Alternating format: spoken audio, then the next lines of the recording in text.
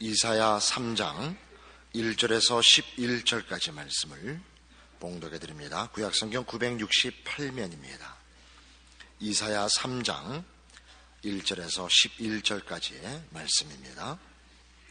보라, 주 만군의 여호와께서 예루살렘과 유다에 의뢰하며 의지하는 것을 제하여 버리시되 곧 그 의뢰하는 모든 양식과 그 의뢰하는 모든 물과 용사와 전사와 재판관과 선지자와 복술자와 장로와 50부장과 귀인과 모사와 공교한 장인과 능란한 유술자를 그리하실 것이며 그가 또 아이들로 그들의 방백을 삼으시며 적자들로 그들을 다스리게 하시리니 백성이 서로 학대하며 각기 이웃을 잔해하며 아이가 노인에게 비천한 자가 존귀한 자에게 교만할 것이며 혹시 사람이 그 아비의 집에서 그 형제를 붙잡고 말하기를 너는 의복이 오히려 있으니 우리의 관장이 되어 이 멸망을 내 수하에 두라 할 것이면 그날에 그가 소리를 높여 이르기를 나는 고치는 자가 되지 않겠노라. 내 집에는 양식도 없고 의복도 없으니 너희는 나로 백성의 관장을 삼지 말라 하리라. 예루살렘이 멸망하였고 유다가 엎드려졌음은 그들의 언어와 행위가 여호와를 거스려서 그 영광의 눈을 촉범하였음이라. 그들의 안색이 스스로 증거하며 그 죄를 발표하고 숨기지 아니함이 소돔과 같으니 그들의 영혼에 화가 있을진저 그들이 재앙을 자취하였도다. 너희는 의인에게 복이 있으리라 말하라. 그들은 그 행위의 열매를 먹일 것이며 악인에게는 화가 있으리니 화가 있을 것은 그 손으로 행한 대로 보응을 받을 것임이니라. 신약 성경 240페이지 로마서 1장 18절 이하를 봅니다. 하나님의 진노가 불의로 진리를 막는 사람들의 모든 경건치 않음과 불의에 대하여 하늘로 쫓아 나타나나니 이는 하나님을 알만한 것이 저희 속에 보임이라. 하나님께서 이를 저희에게 보이셨느니라. 창세로부터 그의 보이지 아니하는 것들 곧 그의 영원하신 능력과 신성이 그 만드신 만물에 분명히 보여 알게 되나니 그러므로 저희가 핑계치 못할지니라. 하나님을 알 때 하나님으로 영화롭게도 아니하며 감사치도 아니하고 오히려 그 생각이 허망하여지며 미련한 마음이 어두워졌나니 스스로 지혜 있다나 우준하게 되어 썩어지지 아니하는 하나님의 영광을 썩어질 사람과 금수와 버러지 형상의 우상으로 바꾸었느니라. 그러므로 하나님께서 이를 마음의 정욕대로 더러움에 내어버려 두사 저희 몸을 서로 욕되게 하셨으니 이는 저희가 하나님의 진리를 거짓 것으로 바꾸어 피조물을 조물보다 더 경배하고 섬김이라. 주는 것 영원히 찬송할 이시로다. 아멘. 여기 우리 지금 확인하려고 하는 것은 이스라엘의 불신앙과 하나님을 배반한 것으로 인하여 하나님이 내리시는 벌들을 생각하고 있는데 로마서 1장 지금 본 내용에 의하면 이런 벌들은, 이런 심판은 특별히 하나님이 그 심판으로 내리실 필요 없이 하나님을 배반하면 당연하게 필연적으로 오는, 즉 자초하는 심판이라는 것입니다. 다시 보죠. 18절에 보시면 하나님의 진노가 불의한 자들에게 임할 것인데 그 불의는 모든 경건치 않음과 불의에 대하여 나타납니다. 즉 모든 불의는 불경의 결과라는 것입니다. 불경, 하나님을 하나님으로 대접하지 않으며 하나님을 외면하면 당연히 불의한 일들이 생긴다는 것입니다. 21절에 보는 바와 같이 하나님을 알 때 하나님으로 영화롭게도 아니하며 감사치도 아니하고 오히려 그 생각이 허망하여지며 미련한 마음이 어두워져서 우상을 섬길 수밖에 없고 그래서 하나님을 외면한 당연한 결과로 저희의 마음의 정욕대로 더러움에 살 수밖에 없다는 것입니다.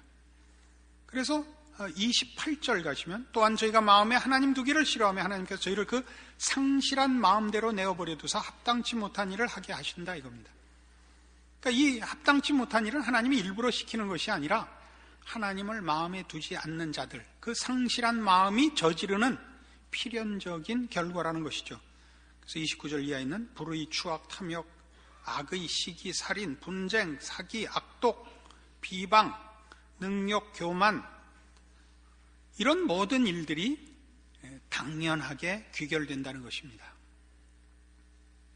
그러니까 하나님을 배반하면 인간은 개인적으로나 사회적으로나 국가적으로나 서 있을 수가 없다는 것이죠. 왜냐하면 하나님만이 진리와 질서와 복과 가치의 유일한 근거요 근원이시기 때문입니다. 태양을 없애고 농사를 지을 수 없고 지구를 떠나서 인생을 살 수 없는 것과 같습니다. 고기가 물을 떠날 수 없고 사람이 숨을 쉬지 않고 뭘 할 수 없듯이 하나님 없이 우리는 아무것도 할 수 없습니다. 하나님이 우리의 필요의 모든 것입니다. 그러니까 하나님을 모르는 자들, 우리 신자들의 입장에서 하나님을 외면하고 불순종하는 거야 더 말할 것도 없습니다만은 일반 자연인의 경우에도 하나님께서는 인간의 삶 속에 이런 기본적인 은총을 허락하십니다. 양심, 윤리, 도덕, 상식 같은 것을 허락하십니다. 그런 것이 깨지면 그 사회와 그 나라는 존속되지 못합니다. 우리 아까 본 다시 이사야 3장으로 돌아와 보시면 하나님을 외면하면 어떤 일이 생기는가? 각기 이웃을 잔해하며 아이가 노인에게 비천한 자가 존귀한 자에게 교만할 것입니다. 사회의 모든 질서가 깨지는 것을 말합니다. 어느 시대나 인류의 역사를 헤쳐보면 하나님 없이 사는 사회의 난맥상은 공통됩니다. 거기에는 윤리와 도덕이 먼저 깨어지고 윤리와 도덕과 양심이 깨어지면 그 사회는 붕괴합니다. 우리 사회도 지금 그런 모습을 여러 군데서 보고 있습니다. 가장 큰 역량과 덕목이 요구되는 지도자의 자리에 자격이 없는 사람들이 자꾸만 나섭니다. 그것은 이 사회가 그 기본을 잃고 있기 때문입니다. 예전에는 죄를 지면 부끄러워하고 두려워했습니다. 그러니까 집에 도둑이 들어왔을 때 도둑이야 그러면 도망갔습니다. 요새는 도둑이야 그러면 팹니다. 그러니까 가만히 자다가 도둑이 온 걸 알면 자는 척 해야 되죠. 절대 깨워도 안 일어나야지. 괜히 깼다간 망하는 거죠.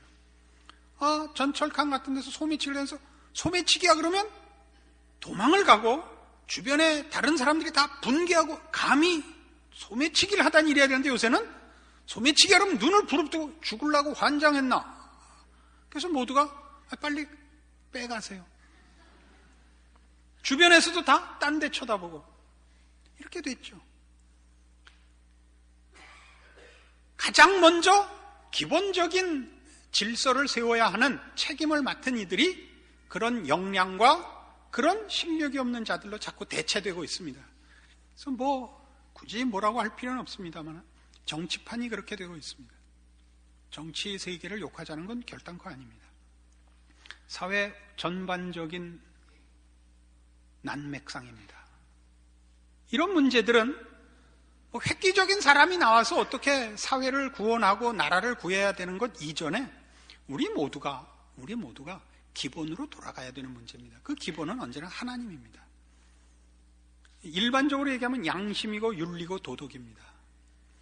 어느 만큼 지금 이 사회가 그런 문제에 있어서 잘못되고 있느냐 하면 영화의 주제가 다 조폭을 다루고 있는 것만 봐도 그렇습니다. 왜 조폭을 다루죠?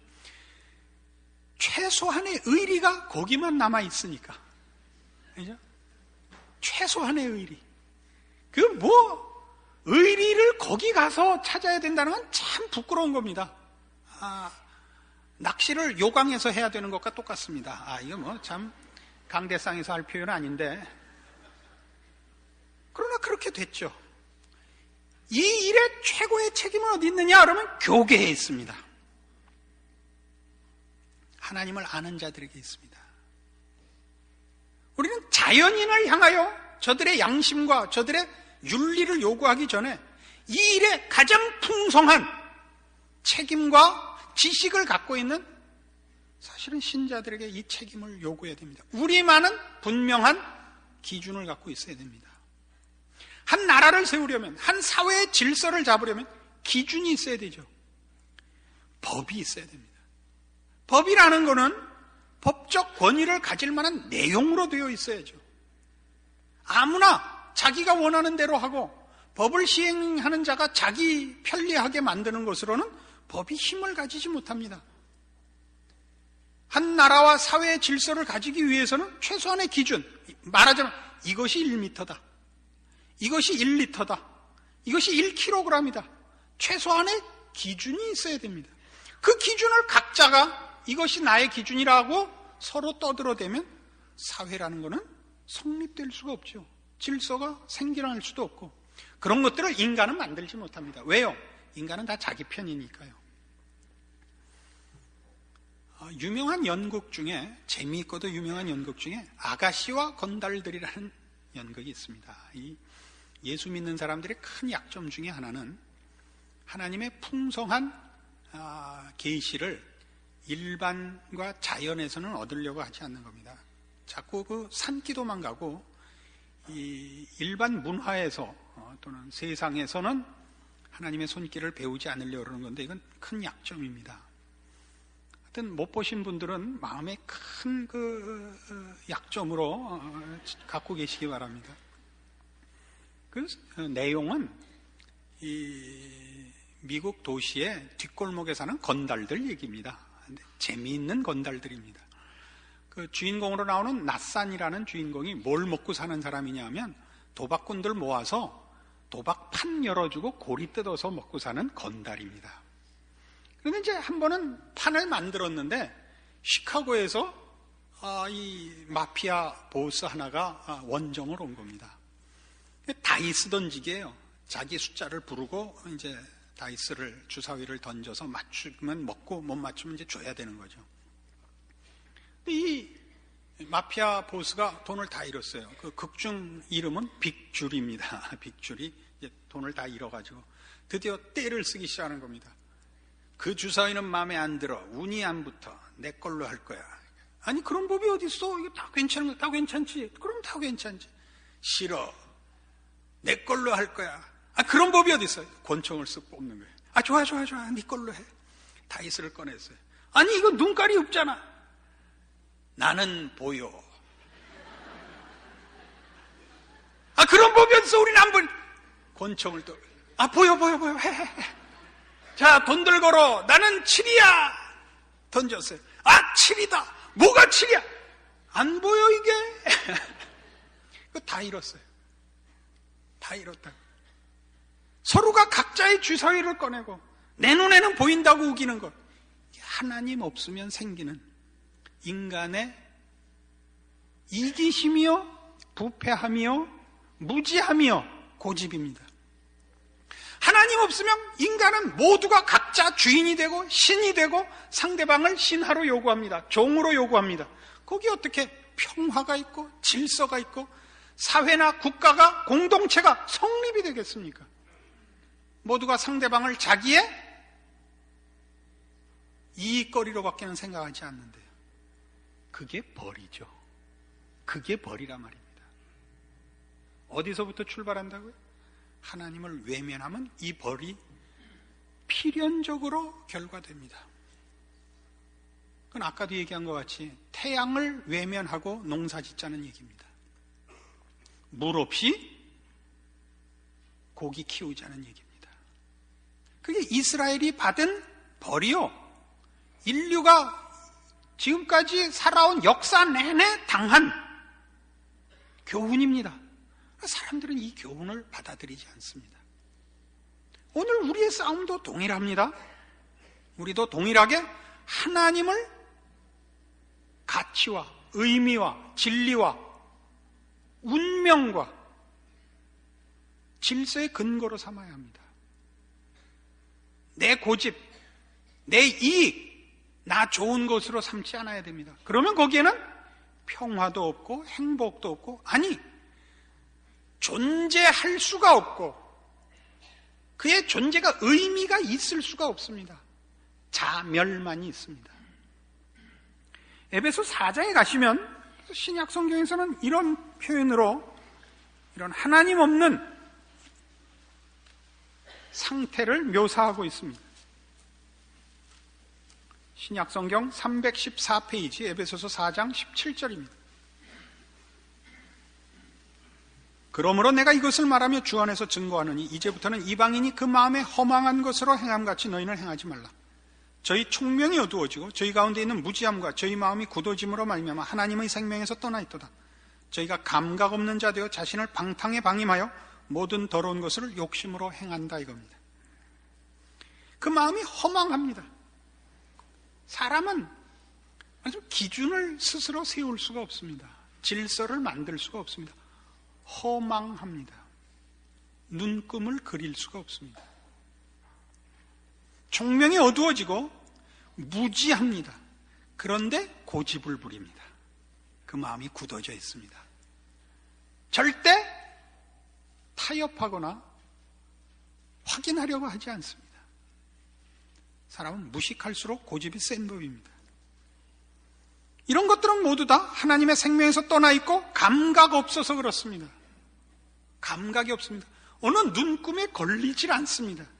이게 1m인지 이게 1kg인지 이게 1리터인지 정할 수가 없습니다. 눈금이 없으니까 감각되지가 않죠. 차선 없는 길을 운전하는 것과 같죠. 거기 무슨 중앙선 침범이 있겠습니까? 차선이 없는데, 광야를 달리는데. 하나님이 없으면 이렇게 되는 겁니다.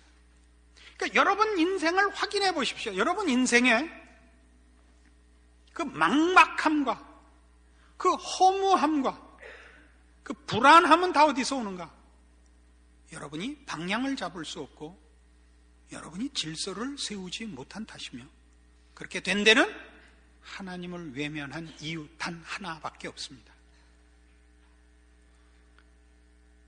하나님을 여러분의 주인으로 삼고 그로부터 여러분의 생명과 진리와 질서와 근거를 공급받으시면 여러분은 여러분의 자리를 찾게 되십니다.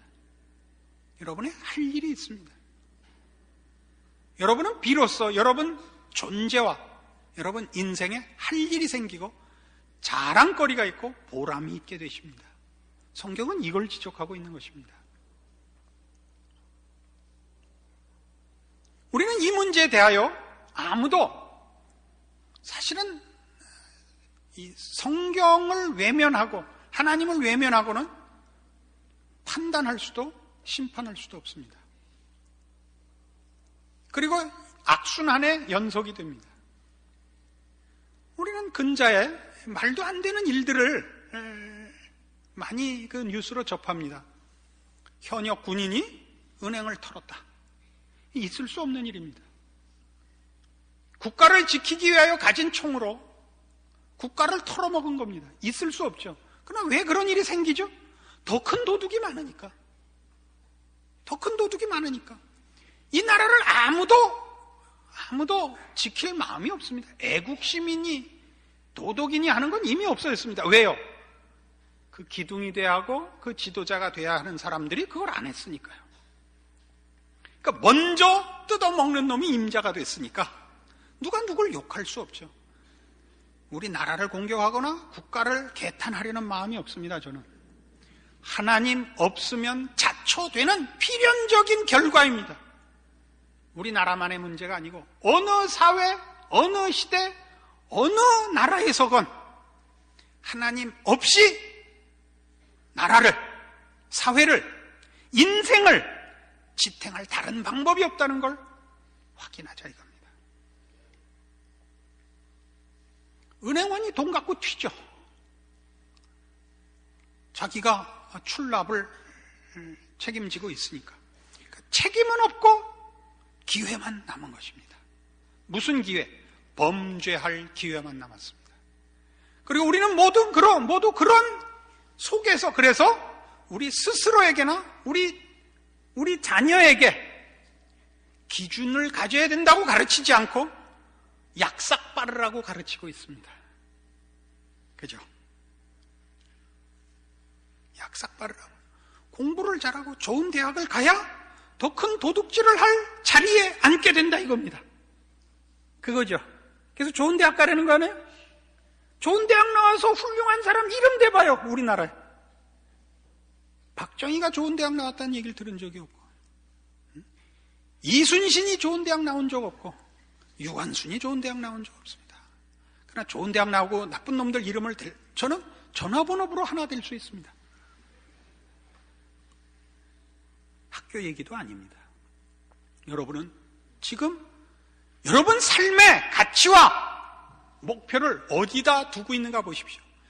여러분들도 영향을 받아서 더 약삭 빠르고 더 먼저 기회를 잡으려는 그런 생각 외에 아무것도 없고, 그러지 못하는 자리에 있는 것을 서로 한탄하고 서로 불만을 토로하고 있을 뿐인 것입니다.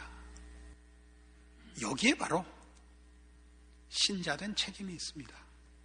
에베소서 5장 바로 옆에 5장 5절, 너희도 이것을 정령이 알거니와 음행하는 자나 더러운 자나 탐하는 자 곧 우상 숭배자는 다 그리스도와 하나님 나라에서 기업을 얻지 못하리니 누구든지 헛된 말로 너희를 속이지 못하게 하라. 이를 인하여 하나님의 진노가 불순종의 아들들에게 임하나니 그러므로 저희와 함께 참여하는 자 되지 말라. 참여하지 마십시오. 불순종의 아들들, 하나님 없이 자기 마음대로 사는 자들 속에 여러분 참여하지 마십시오. 그거 부러워하지 마십시오. 그들은 다 음행하며 더러우며 탐하며 우상숭배자들입니다. 자기 욕심대로 하나님 없이 사는 자들입니다. 그거 부러워할 것도 없고 그걸로 인하여 여러분이 화낼 것도 없습니다. 저들은 그렇게밖에 할 수가 없습니다. 저들은 하나님도 없고 근거도 없고 희망도 없습니다. 살아생전에 행복하게 사는 수밖에 무슨 다른 선택의 여지가 없습니다. 우린 다르죠. 우린 다릅니다. 이어서 뭐라고 되어 있습니까? 8절, 너희가 전에는 어두움이더니 이제는 주 안에서 빛이라. 빛의 자녀들처럼 행하라. 빛의 열매는 모든 착함과 의로움과 진실함에 있느니라. 주께 기쁘시게 할 것이 무엇인가 시험하여 보라. 너희는 열매 없는 어두움의 일에 참여하지 말고 도리어 책망하라. 도리어 책망하라. 여러분 각자의 신앙을 돌아보십시오. 우리의 신앙은 오늘날 그래서 예수는 믿고 있지만, 그러니까 예수를 믿고 있다는 것만으로 저 불법을 자행하며 하나님 없이 사는 자들과 차별화되고, 그래서 나는 내 할 일을 다 한 것 같은 그런 생각에 잠겨 있기 쉽습니다. 그렇지 않습니다. 여러분 보다 열심히 신앙생활 하셔야 됩니다. 우리의 선조들은 기독교 신앙이라는 걸 굉장히 가난하게 갖고 있었습니다. 지금 여러분이 아는 것만큼 신앙의 내용을 풍성히 알고 있지 못했습니다. 그때는 예수를 믿어야 천국에 간다, 이것이 핵심이었고 내용이 거기서 별로 넓혀지지 못했습니다. 그러나 그걸 목숨을 걸고 지켰습니다. 주일 성수하는 것, 하나님 외에 다른 신을 둘 수 없다고 해서 제사를 거부하고 순교했습니다. 오늘날 우리는 신앙이라는 것이 그것보다 훨씬 폭넓은 것임을 압니다. 성수주일, 제사 지내지 않는 것 정도가 아니라 하나님의 사람으로 인생을 사는 것, 하나님의 사람으로 존재하는 인격적 책임이 있다는 걸 압니다. 그래서 우리의 인생 전반에 걸쳐서 우리의 삶의 모든 정황에서 신자여야 한다는 걸 압니다. 그러나 그 부요함을 목숨을 걸고 지킵니까? 그 옛날 우리의 선조들이 목숨을 걸고 그 신앙을 지켰던 그 각오와 그런 맹렬함이 없죠. 왜 그래요? 우리도 영향을 받는 겁니다. 다 사기꾼인데 사기 안 치는 것만 해도 어디냐가 된 거죠. 그렇게 신앙이란 가난하거나 소극적이지 않습니다. 훨씬 적극적입니다. 빛을 감추고 있으면 말이 안 되죠. 빛은 어떻게 막을 방법이 없는 겁니다. 어두움이라는 게 빛을 가릴 수가 없습니다. 빛이 비치면 어두움은 그냥 산산조각이 나는 법이죠. 그러나 오늘날 우리는 빛을 비추지 않고 있습니다. 빛이 이상하게 되어 있죠. 주머니 속에는 대추알같이 되어버렸습니다. 여러분의 삶을 신자라는 이름으로 여러분의 존재 가치를 점검하셔야 됩니다. 그래서 이렇게 나옵니다. 14절. 그러므로 이르시기를 잠자는 자여 깨어서 죽은 자들 가운데서 일어나라. 그리스도께서 네게 비추시리라 하셨느니라. 여러분, 잠자고 있지 않았나 확인하십시오. 일어나십시오. 여러분, 우리만이 가지는 하나님을 아버지라 부르는 자녀된 그 생명과 진리와 질서와 우리만이 가지는 모든 거룩에 속한 것들로 존재하십시오. 그 책임을 지켜내십시오. 그것이 성경이 말하는 너희는 세상의 빛이요 소금이니랍니다. 여러분이 있음으로써 여러분이 존재하는 사회와 시대가 복을 받아야 됩니다. 그렇지 않다면 여러분은 자연인들보다 더 큰 책임을 져야 하는 심각한 잘못을 저지르고 있는 것입니다. 하나님을 알되 하나님으로 영화롭게 하지 않는, 여러분을 통하여 증거되어야 할 빛을 차단한, 하나님의 영광과 베푸시는 은총을 가로막은, 천국문을 닫고 그 열쇠를 감춰버린 그 죄를 여러분이 감수하셔야 됩니다. 권리요, 자랑이요, 보람이요, 복일 것이 여러분에게 올무가 되고 저주가 되고 재앙이 되지 않게 하십시오. 오늘 2700여 년 전 이스라엘에게 주었던 말씀이 오늘 우리에게 주는 말씀임을 우리 확인했습니다. 각자의 신앙적인 결단만이 남았습니다. 여러분의 삶을 하나님 앞에 정리하십시오. 기도하십시오. 하나님 아버지, 은혜를 감사합니다. 하나님의 자녀라는 이름으로 우리가 어떻게 살아야 하는지, 어떻게 존재해야 하는지,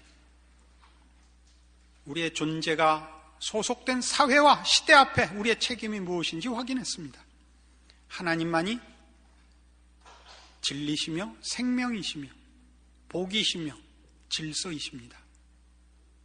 그 하나님을 아버지라 부르는 우리가 속한 사회와 시대 앞에서 그 책임을 완수하지 못하여 이 어두움이 임하고 있습니다.